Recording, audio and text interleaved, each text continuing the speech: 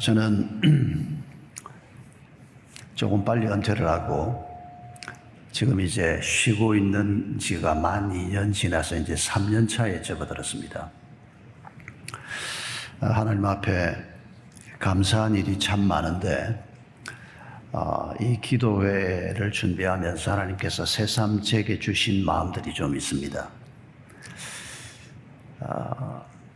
쉬면서 느끼는 평안함이나 또 이전에 읽지 못했던 책을 읽고 성경을 읽고 또 새롭게 하나님과의 관계를 만들어가는 일이 너무 감사한데, 지난 2년 동안 하나님께서 끊임없이 회개하는 마음을 갖게 하셨습니다.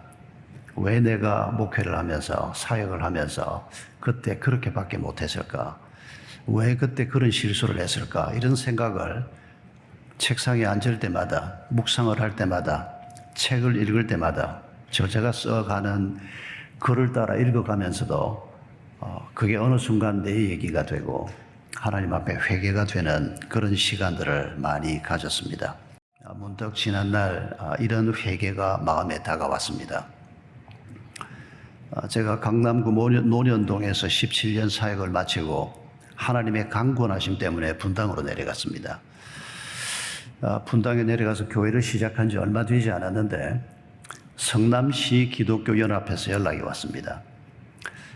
성남 복정동이라는 곳에 인력시장이 있고 거기에 아침마다 일을 찾아 나온 사람들이 있고, 그리고 그 중에 일부는 일을 따라가고 나머지는 하루 일도 하지 못하고 그냥 집으로 돌아가는 사람들이 많다는 겁니다. 아마 구 성남에서 가장 어렵게 사는 분들이 아닌가 싶습니다. 그러니까 하루 일거리를 찾아 나왔다가 일을 찾지 못했으니까 아마 그날 당장 먹는 것도 문제가 되는 이런 분들이었습니다. 그런데 성남에 교회가 당시 한 800개 정도 있었는데 이 교회들이 힘을 합쳐서 매일 아침 그분들 아침을 먹이는 한 300명 이상 아침을 먹이는 사역을 하고 있었습니다. 저희들도 와서 봉사를 하라 그래서 같이 시작을 했습니다. 1년에 한 2번만 나가면 됩니다. 처음 나갈 때 제가 직접 가봤습니다. 성도들 한 몇 분하고 함께 모든 재료를 다 준비를 해서 식당 자리만 있고 기구만 있고 나머지 재료는 우리가 전부 가지고 가는 겁니다. 그리고 봉사가 끝난 다음에는 청소까지 다 해놓으면 그 다음날 새벽에는 또 다른 교회 팀이 들어와서 봉사를 하는 겁니다. 아주 의미가 있었습니다. 300명이 넘는 대부분은 남자들인데 아주 초췌한 모습으로, 그리고 낙심한 마음으로, 그날 당장 일을 못 잡았으니까 그런 마음으로 성도들이 준비해 준 아주 정성껏 먹을 만한 음식을 준비를 합니다. 그 음식을 먹고 돌아가는 그분들을 보면서 직접 전도하는 것은 조심스러웠지만은 그분들을 격려하고 그분들하고 같은 공간에서 그렇게 호흡을 하면서 교감을 이루어내는 것이 참 의미가 있다고 생각을 하고 그 봉사를 어떤 봉사보다 열심히 했습니다. 그런데 몇 년이 지났는데 연합회 총무한테서 뭐라고 연락이 왔는가 하니까 내년에는 안 와도 된다는 겁니다. 무슨 말이냐 그랬더니 너무 힘이 들어서 그 봉사를 그만두기로 했다는 겁니다. 아니, 분당에만 해도 교회가 200개가 넘고 성남의 교회가 800개가 넘는데 이 많은 교회들이 그 아침에 그 봉사 하나를 못해서 그만둔단 말이냐. 총무가 감당이 안 된다는 겁니다. 그 소식을 듣고 난 다음에 새벽에 기도하기 위해서 앉으면 하나님이 제 마음을 너무 불편하게 만드셨습니다. 그러나 한 교회가 그 사역을 어떻게 하겠습니까? 그런데도 한 달, 2달 지나는 동안에 하나님께서 그렇게 마음을 불편하게 만들 수가 없었습니다. 그 사역을 제가 나서서 섬기도록 하나님께서 계속 도전을 하시는 겁니다. 장로님들하고 상의를 했습니다. 우리 교회가 이걸 다 맡아서 감당하는 것은 불가능하고 어떻게 일주일에 닷새를 매일 300명 이상의 사람들 밥을 먹이는 것을 어떻게 교회가 다 감당을 하겠습니까? 다른 사역도 많은데. 그러나 시작을 하자. 일주일에 한 2번 정도만 우리가 시작을 하고 한 3개월 지난 후에 내가 다시 성남 기독교연합회하고 상의를 해서 방법을 내가 제시하겠다. 지금 말로만 얘기하는 것보다 우리가 시작해놓고 실제적인 대안을 가지고 얘기를 하면 쉬울 거다. 우리 장로님들이 다 동의를 했습니다. 우리 성도들이 5% 헌금을 하자. 이미 헌금 많이 하고 있으니까 생활비에서 5%만 줄이자. 택시 2번 탈 거 1번만 타고 외식 2번 할 거 1번만 하고 한 5%만 줄여서 여러분이 헌금해 주면 이 사역 할 수 있다. 그렇게 시작을 했는데 놀랍게도 교회 돈을 거의 쓸 필요가 없었습니다.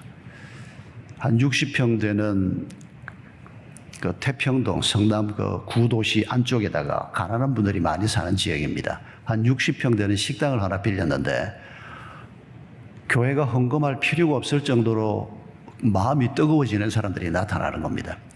기구를 준비를 하는데 거의 교회 헌금이 들어갈 필요가 없을 정도로 뭐 내가 솥을 하나 드리겠습니다. 내가 뭐를 하겠습니다. 그리고 세 가정이 목사님 1년이 됐건 2년이 됐건 이 봉사를 우리가 책임지고 하겠습니다. 그 세 가정이 중심이 돼서 한 석 달 정도 봉사를 한 다음에 제가 성남시 기독교연합회 임원들을 초청을 했습니다. 이렇게 시작을 했습니다. 그리고 여기에 교회 이름은 전혀 들어있지 않습니다. 왜냐하면 이 사역을 다시 성남 지역 교회들이 다시 힘을 합쳐서 하기 위해서 석 달 동안 준비 작업만 했습니다.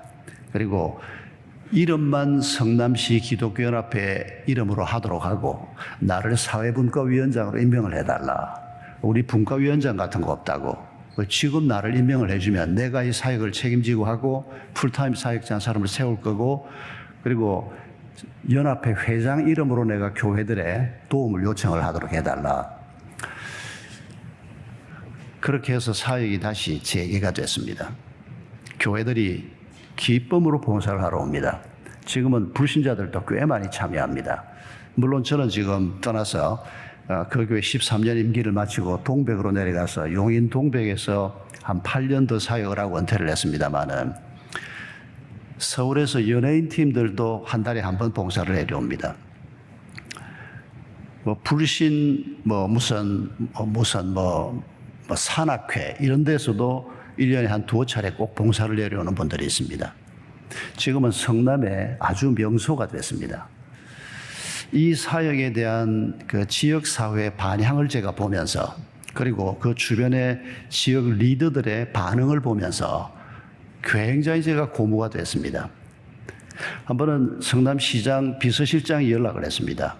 시장님이 목사님 너무 감사해서 꼭 식사 대접을 하고 싶어 한다고. 아유, 그런 일로 뭘 전에도 만난 적이 있는데 그럴 것 없다고. 그랬더니 시장님이 자기가 다니는 교회 목사님을 통해서 기어이 저를 만나자고. 아마 제 평생에 이런 일은 다시 없을 겁니다. 그 지역의 구청장이 국장들을 데리고 제 사무실을 찾아왔습니다. 저를 밥 사겠다 그래도 제가 잘 움직이지 않으니까 뭐 그만 일로 제가 매일 가서 봉사를 하는 것도 아닌데 수고는 다른 분이 하는데 제가 거기 이사장으로 있지만은 미안하지 않습니까? 그런 밥 얻어먹기가. 구청장이 국장들 몇 사람을 데리고 제 사무실을 찾아온 겁니다. 이분은 불신자였습니다. 제 방에 찾아와서 제가 그 장면을 잊을 수가 없습니다. 저하고 비슷한 나이 또래였는데 제 앞에서 90도로 절을 하면서 아마 그분이 그 가난한 동네 구청장으로 와서 그 관리로서 아주 뜨거운 마음을 가진 사람이라는 게 느껴졌던 게 뭐 제가 자기 인사권자입니까? 그런데 제 앞에서 자기 그 가난한 동네에서 매일 그렇게 밥을 먹여줘서 고맙다고 90도로 절을 하는 겁니다.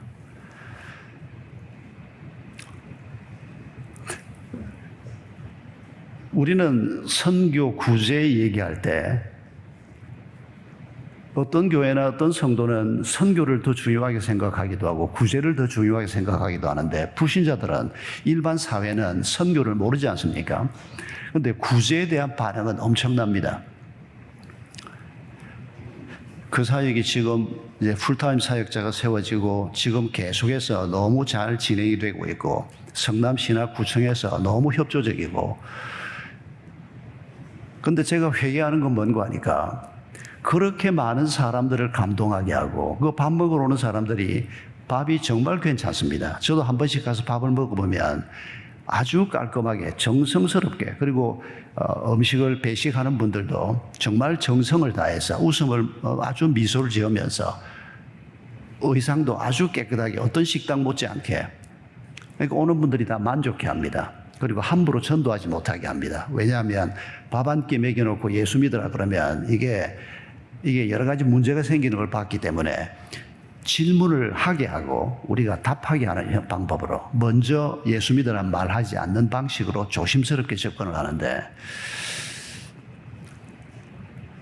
근데 제가 하나님 앞에 은퇴한 후에 회개하는 건 뭔가 하니까 사실 그때 지역사회에 좀 더 깊이 들어가서 섬기는 일을, 그것 외에도 계획을 몇 가지 세웠었습니다. 미혼모들을 위한 문제, 청소년들을 위한 문제, 지역사회가 안고 있는 그 어려움을 교회 공동체가 직접 좀 뛰어들어가서 섬기는 일을 계획만 하고 실천한 것은 무료급식소 하나밖에 없었습니다.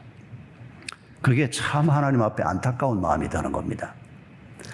오늘 읽은 두 본문을 보면 창세기 12장에서는 우리를 통해서, 아브라함을 통했습니다마는 아브라함에게 하나님이 축복을 약속하시면서 아브라함과 그의 후손들을 통해서 모든 민족을 축복하시겠다고 말씀하셨습니다. 여러분, 아브라함의 육적 후손을 말씀하는 거 아닌 거 아시죠? 아브라함이 아들이 8이 있었습니다. 그런데 그 중에 한 아들만 하나님의 약속의 유업을 받은 거 아시죠? 이삭 한 사람만 받습니다. 나머지 7 아들은 하나님의 언약과는 상관없는 아들이었습니다.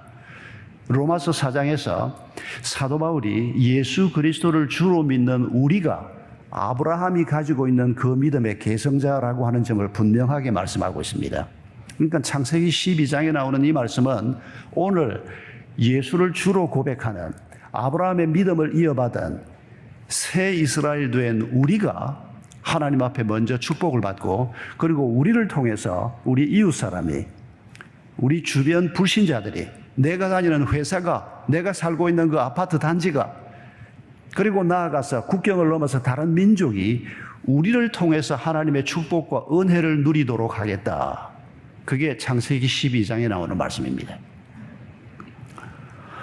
아휴, 나 하나 사는 것만 해도 힘이 들어서 쩔쩔매면서 사는데 나를 통해서 다른 사람에게 하나님의 축복이 흘러간다, 엄두가 나지 않는다, 혹 이런 생각이 드신다면 그건 겸손이 아닙니다. 그건 하나님의 말씀을 제한하는 겁니다.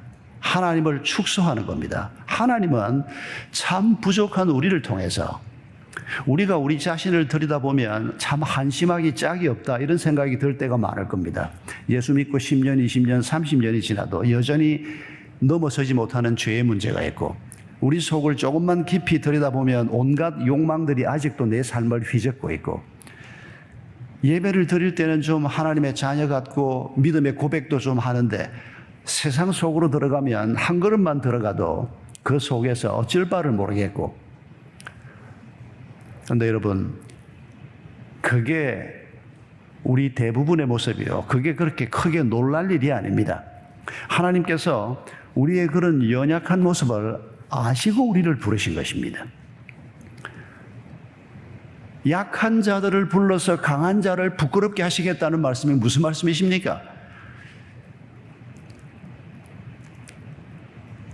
어리석은 자들을 불러서 지혜로운 자들을 부끄럽게 하시겠다는 말씀이 무슨 말씀이십니까? 바로 우리의 연약함, 우리의 어리석음, 그걸 하나님이 아시고도 우리를 하나님의 사람으로 세워서 하나님의 축복을 주시고, 우리를 통해서 이 축복이 세상 속으로, 우리 회사에, 우리 이웃들 속으로 흘러 들어가게 하겠다는 것입니다. 여러분, 이것을 믿는 것이 먼저 필요합니다. 나 하나 그냥 믿음으로 살고 내 아이들과 내 가족들이 믿음으로 열심히 사는 것 정도라도 감사하다, 천만의 말씀입니다. 여러분, 그 생각을 놓고 이 어리석고 부족한 나를, 내 자식들을, 아마 우리는 우리의 자식들이 인류대학 못 갔으면, 우리의 자식들이 다른 집안 애들보다 번듯하지 못하면 얘들이 무슨 하나님의 나라를 위해서 뭘 하겠나, 그렇게 생각할지 모르겠습니다만은 아닙니다.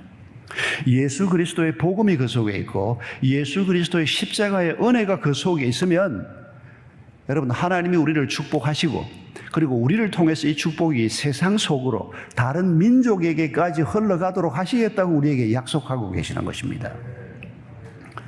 여러분, 오늘 아침에 우리가 이런 믿음 가지고 살고 있지 못한 것을 먼저 회개하십시다.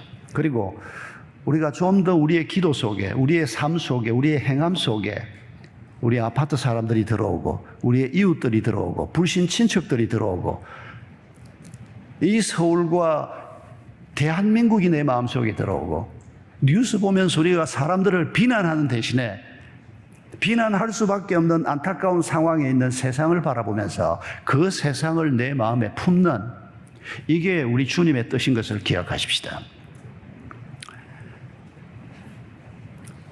요한복음 6장 말씀은 예수님께서 사역 2년쯤 하셨을 때 우리가 잘 알고 있는 물고기 2마리와 보리떡 5개로 남자만 5,000명, 적어도 한 10,000명 이상의 군중을 먹이신 그 유명한 사건 직후에 나오는 얘기입니다. 오병이어의 기적을 체험한 사람들 중에서 예수님을 왕으로 모시겠다고 하는 사람들이 있었습니다.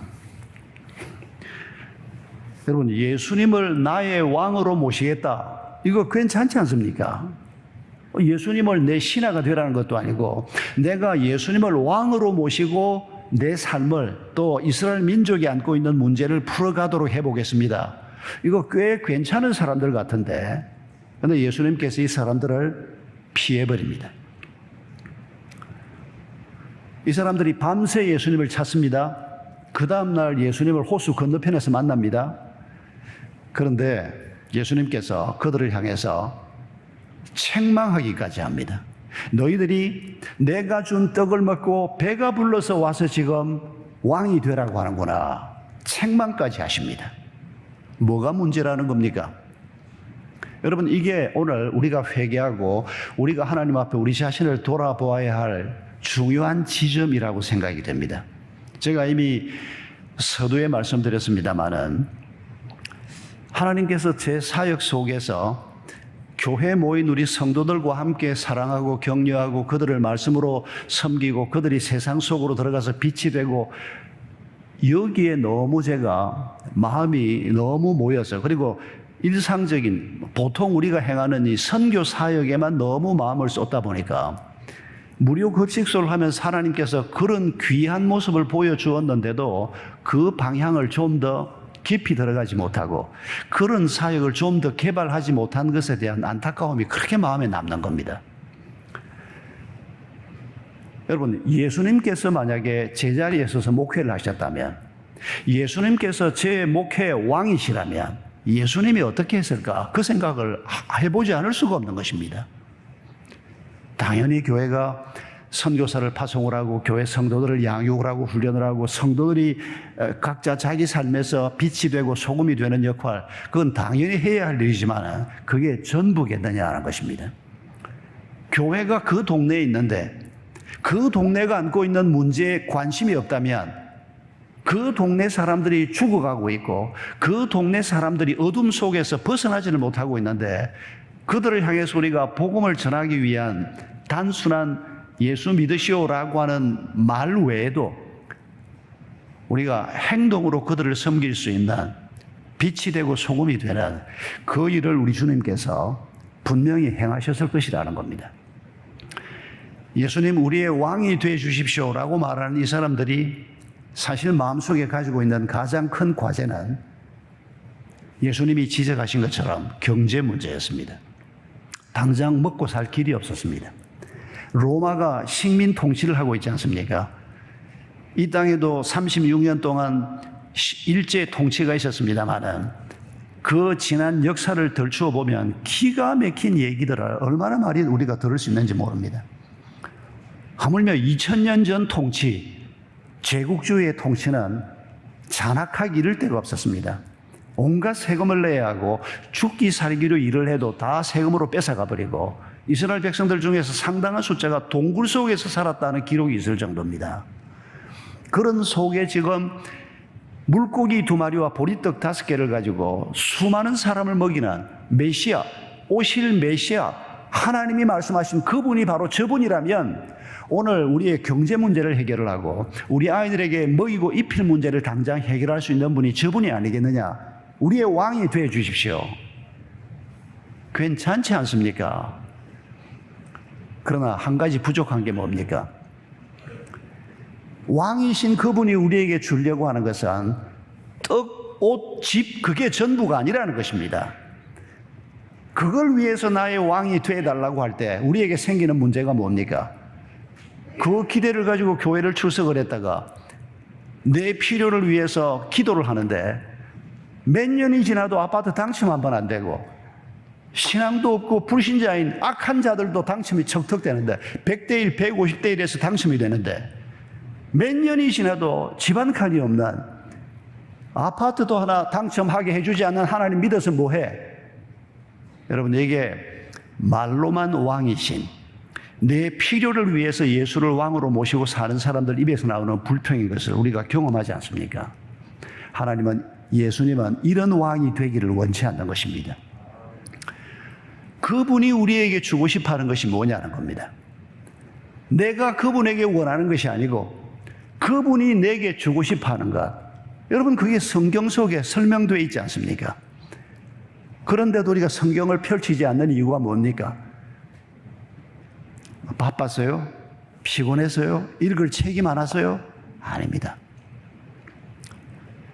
한 가지 이유가 가장 중요한 이유입니다. 믿음이 생기지 않아서.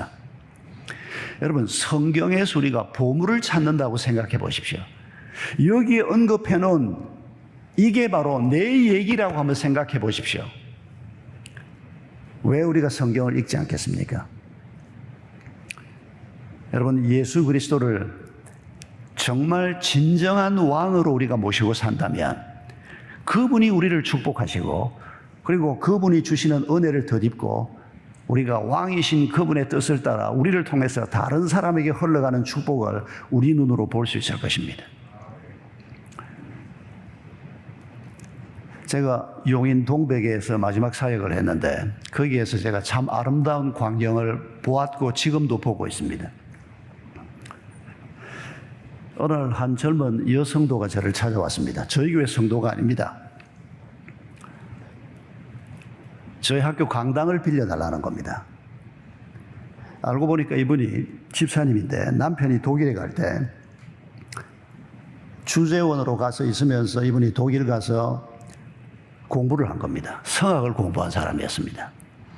그리고 꽤 오랫동안 독일에 있으면서 독일 사람들 사는 모습을 보고 그리고 용인 동백으로 들어온 겁니다. 거기가 집값이 싸거든요. 그래서 젊은 사람들이 거기에 많이 옵니다. 개척교회 하기 딱 좋은 자리입니다. 그 주변은 다들 비싸가지고 젊은 사람들이 광교에서 쫓겨서 동백으로 들어오고 분당에서 쫓겨서 동백으로 들어오고 젊은 사람들이 굉장히 많습니다. 그런데 이분이 용인 동백에 들어와서 뭘 시작했다는 거 하니까 이제 외국에서 성악을 그 정도까지 전공을 한 분 같으면 남편은 직장 생활을 하고 있고 노후를 생각해서라도 레슨을 하기 시작하면 꽤 괜찮은 그런 수입을 올릴 수 있는 이런 자격을 이미 갖추고 있는 분입니다. 그런데 이분 마음속에 하나님께서 자기 아파트에서 장애인 아이를 봤는데 그 아이들을 섬기고 싶은 마음을 주신 겁니다. 돈을 받고 섬기는 게 아니고 그냥 섬기고 싶은 마음을 주신 겁니다. 그래서 이 장애인 아이들을 음악을 가르치기 시작했습니다. 그러면서 엄마들을 가르치기 시작하고 아빠들을 가르치기 시작하고 음악 공동체가 만들어졌습니다. 한 7, 8년 전에 저하고 만났을 때 제가 그 동네 내려가서 이제 학교와 예배당을 건축을 하고 강당을 만든 그때쯤에는 이분이 벌써 상당한 공동체를 만들어 놓고 있었습니다. 한번 자기들 발표회하는 데면 와달라 그래서 가보니까 아파트 단지 안 광장에서 발표회를 하는데 90% 이상이 불신자였습니다. 그냥 동네 사람들을 대상으로 그리스도인으로서 섬기기 위해서 음악을 가지고 들어간 겁니다. 뮤직 코이노니아라고 하는 단체인데 전혀 예수 모르는 사람들이 이 단체에 와서 그냥 기타를 배우고 싶다. 기타 선생 연결해주고 노래를 배우고 싶다. 합창단을 만들고 그리고 그 사람들 데리고 봉사활동을 가고 지금 용인시에서 아주 유명한 단체가 됐습니다. 그리고 그 중에서 전도가 돼서 가까이 있는 저희 교회로 들어오는 사람들이 조금씩 생기는 것도 볼 수 있습니다.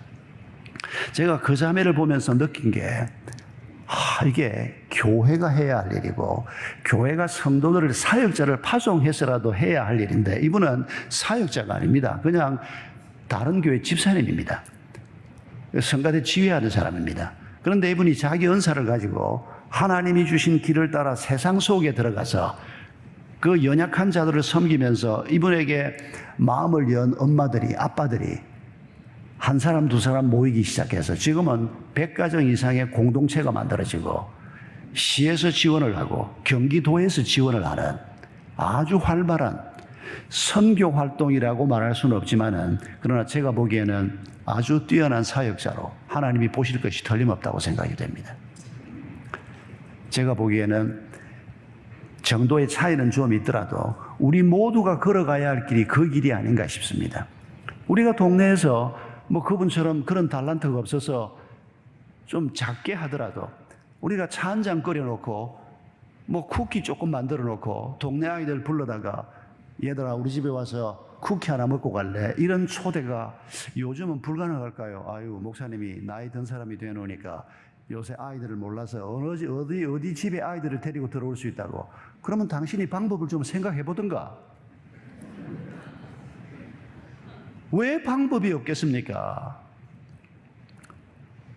여러분, OM 사역을, OM이라고 하는 선교단체가 있는데 제가 한 30년 이상을 거기 가족으로 같이 쭉 섬겨왔는데 제가 OM에 처음 참여를 했을 때 놀랐던 게 뭔가 하니까 도로시라고 하는 할머니 얘기를 하는데 이 도로시라고 하는 할머니가 미국의 어느 시골에 사는, 그런데 자기 집 안쪽에 고등학교가 하나 있는데 남편은 떠나고 아이들은 다 결혼해버리고 혼자 사는, 연금으로 사는 아주 우리가 보통 생각할 때 평범한 이런 보통 할머니였습니다. 그런데 하나님께서 어느 날 도전을 주셔서 우리 집 앞을 저 수많은 고등학생들이 왔다 갔다 하는데 내가 저 아이들을 그냥 이렇게 보고만 있을 수가 있나?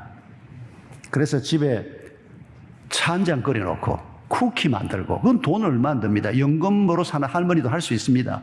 그래 놓고 지나가는 아이들에게 얘야 우리 집에 와서 차 한 잔 마시고 갈래? 쿠키 하나 먹고 갈래? 고등학생들을 3명을 초대를 하고 5명을 초대하고 그리고 그 아이들하고 이런저런 대화를 하면서 복음을 전하고, 그런데 그 중에 조지라고 하는 남자아이가 하나 있었습니다. 이 아이가 이 할머니를 만나서 예수님을 영접을 했습니다. 이 아이가 빌리그레암 집회에 가서 선교사가 되기로 결정을 했습니다. 그리고 결혼을 하면서 와이프를 데리고 트럭을 하나 빌려가지고 거기에다가 스페인어 성경이나 책을 잔뜩 싣고 멕시코로 내려갔습니다. 그게 OM의 시작이었습니다. 오퍼레이션 모빌라이제이션이라고 하는 전 세계에서 선교사를 가장 많이 보내는 단체 중에 하나입니다. 조지 버워라고 하는 분입니다. 지금도 아직 생존해 계십니다. 그 할머니는 이 조지라고 하는 고등학생이 그런 일을 할 거라고는 상상도 못했을 겁니다. 그냥 그저 하나님 앞에 자기가 할 수 있는 일이 뭘까? 이 세상을 섬기는 일을 내가 뭘 좀 할까? 교회 봉사만이 아니고 우리가 세상 속에서, 이웃들 속에서 그런 마음을 가지고 작은 봉사를 했는데 그게 이 할머니가 천국에서 아마 놀래 자빠졌을 겁니다. 이런 엄청난 단체가 될 줄 어떻게 알았겠습니까? 이런 결과물이 나오지 않아도 괜찮습니다. 우리가 주의 말씀을 따라서, 왕이신 그분의 뜻을 따라서 주님 내가 어떻게 살까요? 대단한 일을 하지 않아도 됩니다.